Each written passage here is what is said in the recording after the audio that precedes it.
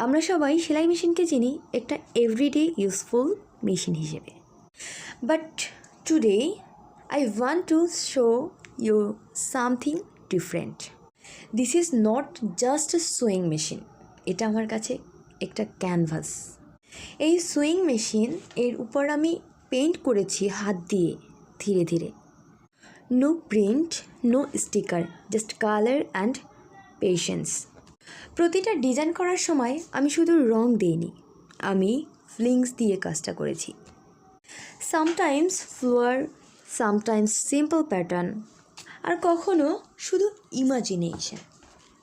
যখন আমি পেইন্ট করি মনে হয় এই পুরনো জিনিসটা আবার নতুন করে সাজছে।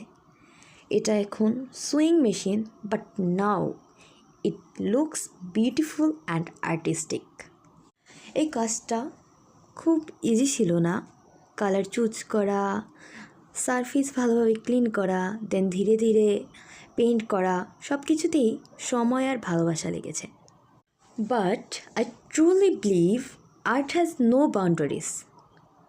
যেখানে ক্রিয়েটিভিটি আছে সেখানেই আর্ট জন্ম নিতে পারে। এই সুইং মেশিন পেইন্টিং তারই একটা ছোট উদাহরণ।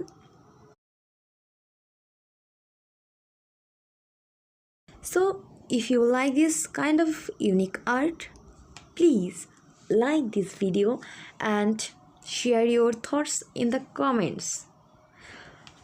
For more creative works like this, don't forget to subscribe to my channel on this diary, because where there is swing, there can also be stories of colors.